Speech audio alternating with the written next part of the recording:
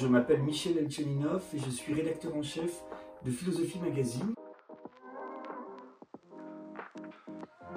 Alors, se raconter des histoires, c'est quelque chose qu'on fait en permanence. D'abord, on aime les histoires, on aime en lire, on aime en regarder sur nos écrans. Et puis, parfois, on aime s'en raconter. Alors, ça peut aller jusqu'au fantasme, au délire.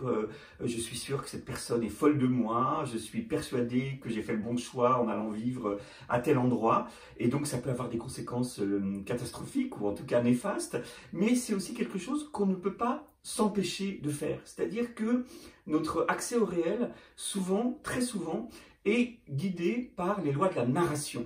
Alors c'est ce que disait Bergson, il disait que l'être humain est une espèce fabulatrice. C'est-à-dire qu'à côté de l'analyse sérieuse, sévère, stricte, il y a le récit.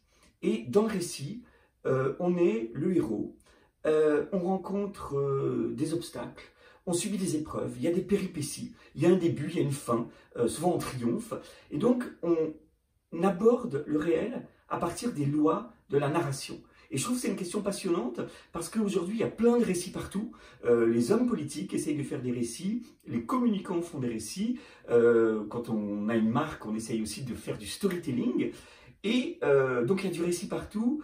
Et en même temps, on ne peut pas s'en défaire, on en a besoin. Voilà, donc c'est cette question que je voudrais qu'on se pose durant ces 6 séances avec des philosophes, d'Aristote à Paul Ricoeur, mais également des scénaristes et des films hollywoodiens ou d'autres.